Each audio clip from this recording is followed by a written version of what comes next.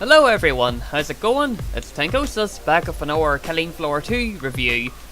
Now KF2, you see, it just got its own new Cyberpunk update a few days back, so I figured I'd review the game, considering it's one of my favourite shooters, and I have like custom map videos and collectible location guides up, so I thought, sure, might as well. So for most of the reviews, I'll be doing the Mr. B format of looking at the positives and negatives as well as the neutral areas that might differ from person to person, followed by a neatly, well, not really neatly, but a dandy enough wee table summarising the points real quick and a final score. Now please note this review is my own personal score and opinion, so please keep that in mind while watching this here review. And with all that said, let's go on ahead and hop on right into the review.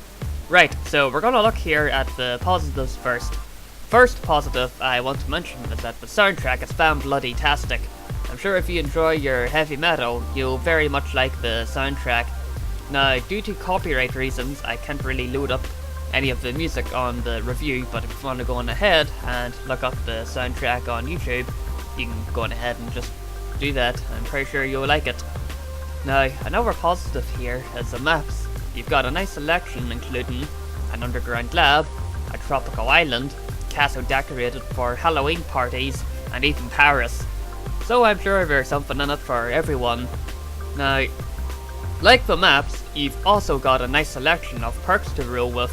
You want to keep things simple like most shooters, and if you're assault rifles, then you'll probably like the commando perk, or if you prefer barbecuing everything, I would say the Firebug perk would float your boat. Now things don't stop there, mind you. Every 5 levels you gain like a perk skill, which allows you to select a new passive skill, such as increased reload speed or bigger magazines, leaving you room to shenanigan around and experiment with your perks to have whatever setup you feel comfy with. I know it's Struan lad, he likes his gunslinger and berserker, while Mark lad usually likes to run commando. So there's something in it for everyone, no matter what their playstyle would be. And of course, on the topic of playstyles, you've also got a nice selection of weaponry, with all the guns feeling different from each other, you know, like different recoil patterns and all that, you know, stuff like that. There's also an upgrading system to increase the damage of your favourite guns. So if you're playing Commando, for example, and you like the feel of your AR-15, but you don't like the other guns, which is fair enough, whatever floats your boat, you can go on ahead and just upgrade your AR-15 if that suits you. Now, like the guns, you've also got a nice heap of cosmetics, both free through in-game events and item drops, and some that you pay for, such as Mrs. Foster and Badass Santa.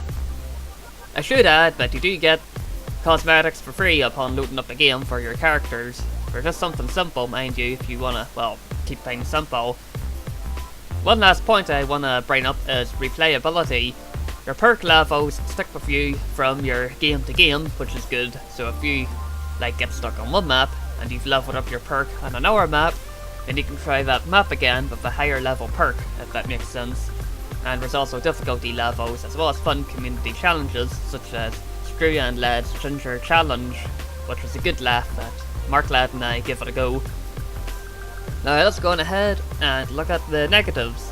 Now, while I did say that there's a good heap of guns and perks, as with most games of upgrades and stuff, some of the items do feel a wee bit unbalanced, or there's just something else that does the job a bit better.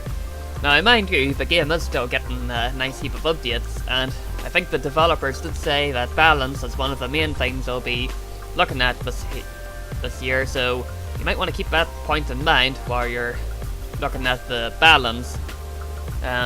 Aside from that, the only other downside I can think of is that, to my knowledge anyway, there's currently no repeat of the seasonal objectives, which is a bit of a shame, since Star, the robot character, had an event last year I believe, where upon doing the Endless mode, every 5 waves to wave 25, you got a fancy new skin for him.